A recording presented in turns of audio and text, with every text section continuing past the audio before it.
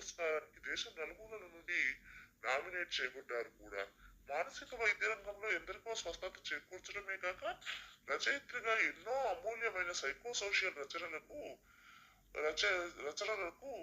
చాలా ఎన్నో సంస్థల నుండి దాదాపు 100కు పైగా అవార్డులను, గాన కోకిల, నాట్య Mayuri, Kavya Shiromani, Mahila Shiromani, Manovignanasri, Indian women of excellence award, Manovignana Vikasini, Lalitha Kala Praveena, Satyasri మున్నగు బిరుదులను కూడా పొంది ఉన్నారు. 2010-11లో దీతి తివారీ మహిళా దినోత్సవ వేడుకల్లో బెస్ట్ ఉమెన్ ఆఫ్ సైకాలజీ కూడా పొంది ఉన్నారు.